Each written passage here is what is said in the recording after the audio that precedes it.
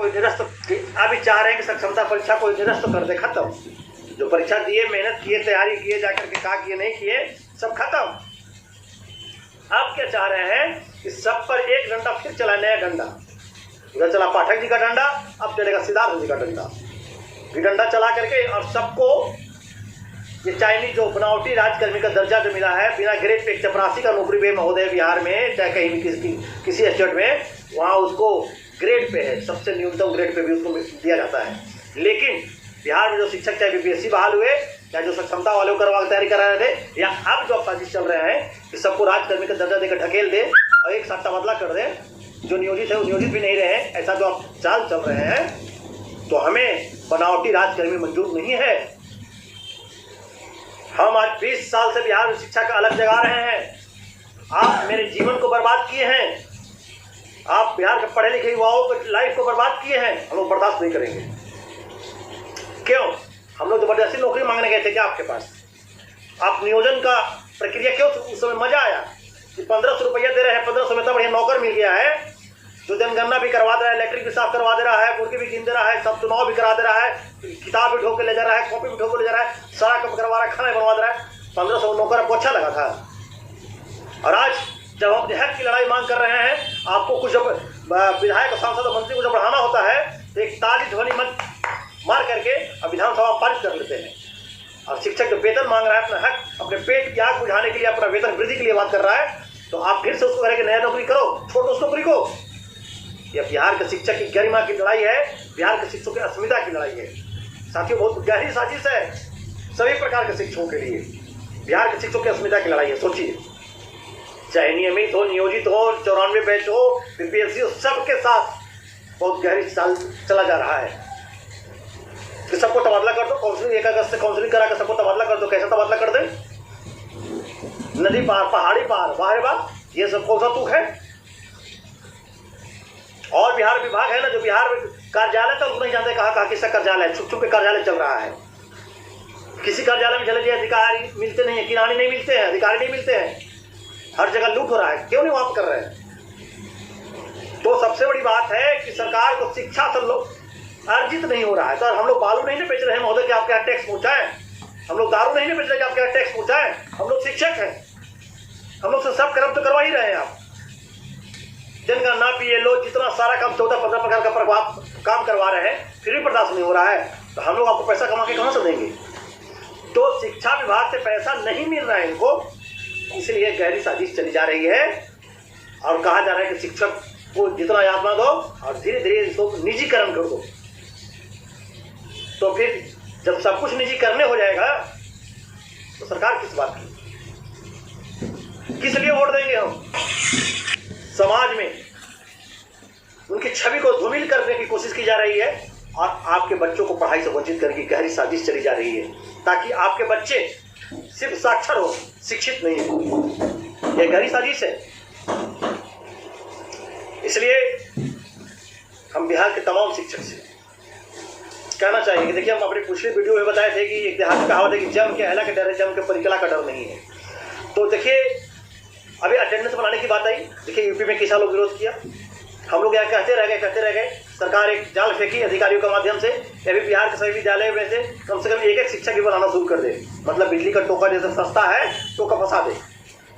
हम क्यों अपना मोबाइल से काम करेंगे? हम लोग भी बार-बार सुबह तो कह रहे हैं, हम करेंगे, आपके आदेश को मानेंगे, हर आदेश को मानेंगे। आप व्यवस्था दीजिए ना महोदय, आप व्यवस्था नहीं देंगे, हम नौकरी करेंगे। हमको 40,000 वेतन मिलता है, हम 40,000 का मोबाइल खरीदेंगे। कहाँ से? हम नौकरी क्यों कर रहे हैं? हम बिहार चलाने के लिए नौकरी कर रहे हैं क्या हम नौकरी कर रहे हैं? सुबह से लेकर के सुबह 8 बजे घर से छोड़ करके शाम 5 बजे तक घर में बाहर रहते हैं। क्यों रहते हैं? नौकरी कर रहे हैं, दिन रात। एक इस गांव में जाते हैं जहां आम पब्लिक के बीच में जाते हैं, हर ताना को सुनते हैं, हर बात को सुनते हैं, वहां जाते हैं। क्यों नौकरी कर रहे हैं? अपने बाल बच्चे के लिए नहीं कि आपका हर उल्टा पुल्टा आदेश मानने के लिए। आप बायोमेट्रिक लगा दीजिए, टीचर जाएगा, जिसका अंगूठा 9 बजे लगेगा नहीं लगेगा, अनुपस्थित माना जाएगा। अब इसे भी ऐसा कर दिया कि जिसका जब अनिवार्य नहीं किया है, अनिवार्य जब कर देंगे तो क्या है कि अगर नहीं माने तो आपका अनुपस्थित माने जाएंगे। बाहर बात नेटवर्क का मामला है, कभी काम किया नहीं किया, मोबाइल जा रहा है, स्कूल में काम नहीं कर रहा है, कभी आउट नहीं हो रहा है, कभी इन नहीं हो रहा है, कभी गया, किसी से कोई हादसा हो गया, गाड़ी पंचर हो गया, कोई एक्सीडेंट कर गया, कुछ ना कुछ घटना घट गई उसके साथ, तब तो वो हो गया वेतन। तो मतलब पाठक की कलम से वेतन काटे और सिद्धार्थ जी को आगे ला करके और ये सोशल मीडिया से शिक्षकों को यातना दिया जा रहा है। तो शिक्षक इसको एक्सेप्ट कर लिए, इसको विरोध होना चाहिए था। आप दीजिए ना, बायोमेट्रिक लगाइए, हम पालन करेंगे। खैर, अब अगर नहीं समझे, सुबह का भूला हुआ यदि शाम को घर वापस आ जाए तो उसे भूला हुआ नहीं कहते हैं। जब जागो तब सवेरा। मैं बिहार के तमाम शिक्षक से, मेरा उद्देश्य लोगों को दिग्भ्रमित करना नहीं है, मेरा उद्देश्य किसी को बदनाम करना नहीं है। मेरा उद्देश्य सिर्फ एक ही है कि हम जितने भी बिहार के शिक्षक हैं, शिक्षकों की अस्मिता की लड़ाई, शिक्षकों की अस्मिता बर्बाद करने में लोग लगे हुए हैं, इसको बचाइए। रही बात पैसा कमाना, अगर अपनी अस्मिता को बर्बाद करके, अपनी जमीन को बेच करके पैसा के उद्देश्य से सब कुछ बर्बाद करते जाएंगे तो एक बहुत गंदा शब्द है कि पैसा कमाने के लिए तो वो अभी कमा लेती है, इसका नाम नहीं लेंगे हम, लेकिन फर्क है। तो प्रतिष्ठा से बड़ा कोई चीज नहीं है। जिस दिन प्रतिष्ठा बाजार में दुकानों को मिलना शुरू हो जाए उस दिन हर लोग प्रतिष्ठित बन जाए, खरीद करेंगे। पैसा की कमी किसी की बात नहीं है, इसलिए अपनी प्रतिष्ठा को बचाइए, अपनी जमीन को जगाइए। और हम लोग बहुत जल्द, हम बिहार के तमाम शिक्षक संगठन से, जब चुप रहने की आवश्यकता नहीं है। जैसे ही सरकार सामूहिक तबादला का गलत फैसला लेकर के पत्र को निकालती है, उसका जबरदस्त विरोध होना चाहिए, सड़क से लेकर सदन तक। और मैं बिहार के तमाम विधायक महोदय से कहना चाहूँगा, तमाम विधायक से, बिहार के तमाम विधायकों से कहना चाहूँगा कि आप शिक्षक समाज और शिक्षक परिवार से वोट आपको भी मिलता है, आपको देते हैं, शिक्षक आपके लिए सारा काम करते हैं। और आप लोग चुप्पी अगर इस मामले पर साधे रहेंगे, आपका चुनाव आ रहा है विधानसभा। इस बार हम अगर आप लोग सामने आकर के गलत नीति का विरोध नहीं करते हैं तो बिहार के तमाम शिक्षक और उसके संबंधित परिवार आपका विरोध करेंगे, बिहार में घूमने के लायक नहीं रहेंगे। आप लोग चुप क्यों हैं? राजतंत्र क्यों चला रहे हैं महोदय? प्रजातंत्र में आइए और प्रजा को एक समान आके और शिक्षकों को प्रतिष्ठा दीजिए। हमें अंत में हम सबसे यही कहना चाहेंगे, जो हमारा ऐच्छिक स्थानांतरण है, जो हमारी समान काम का समान वेतन हमारा मांग है, इससे कम कोई मंजूर नहीं है। और तमाम साथी, अब जो सक्षमता भी दिए हैं, आप देख लीजिए कैसे आपको ठगा गया। सब लोग एक हो जाइए, जल्दी से एक हो जाइए, आपस के मनभेद को भुला दिए, सबको एक हो जाइए। कोई नेतागिरी नहीं, कोई नेतागिरी नहीं। जो आगे आके लड़ेगा वही नेता होगा। कोई संयोजक, कोई अध्यक्ष, कोई महासचिव कुछ नहीं रहेगा। जो ईमानदारी से लड़ेगा, जो ईमानदारी से आवाज उठाएगा, हम उसको नेता मानते हैं। घर में चुप रहने वाले, मौन रहने वाले को मैं नेता नहीं मानूंगा, किसी कीमत में नहीं मानूंगा।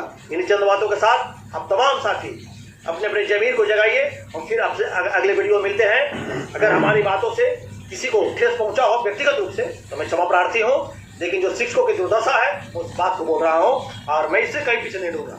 जान जाए पर वचन न जाए।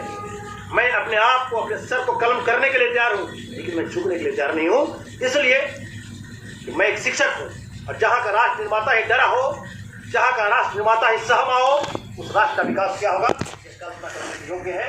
जय